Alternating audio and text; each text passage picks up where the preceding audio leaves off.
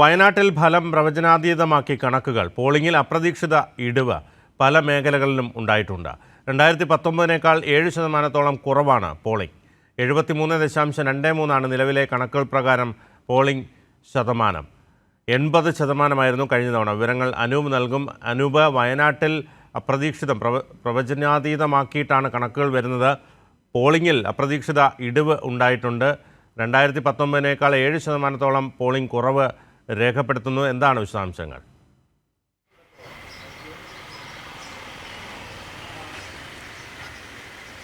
വയനാട്ടിൽ പൊതുവിൽ 2019-നെ സംബന്ധിച്ച് അതിനെ താരതമ്യപ്പെടുത്തി നോക്കിയാൽ പല മേഖലകളിലും പോളിംഗിൽ വലിയൊരു കുറവുണ്ടായിരിക്കുന്നു എന്നുള്ളത് ദൃശ്യമാണ്. ആകെ 14,62,423 വോട്ടർമാരിൽ 10,71,489 പേരാണ് വോട്ട് ചെയ്തത്. കഴിഞ്ഞ 2019-ൽ വലിയ ഭൂരിപക്ഷത്തോടു കൂടി രാഹുൽ ഗാന്ധി വിജയിച്ച ഒരു മണ്ഡലമാണ് വയനാട്. ഇത്തവണ വലിയ രാഷ്ട്രീയ പോരാട്ടം തന്നെ നടന്ന ഒരു മണ്ഡലം കൂടിയാണ് വയനാട് ലോക്സഭാ മണ്ഡലം.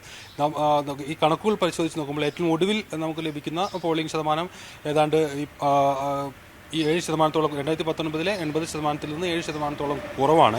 അത് പല മേഖലയിലും ഏറ്റവും കൂടുതൽ വണ്ടൂരിൽ പോളിംഗ് ശതമാനം ഏറ്റവും കൂടുതൽ രേഖപ്പെടുത്തിയപ്പോൾ മറ്റ് പല മേഖലകളിലും 2019-നേക്കാൾ താരതമ്യേന ഭേദപ്പെട്ട പോളിംഗ് നടന്നുവെങ്കിലും അത് 2019-നേക്കാൾ വലിയ കുറവാണുള്ളത്. അതിൽ പ്രധാനം ഈ ചില UDF കേന്ദ്രങ്ങളിലും മറ്റുമാണ്.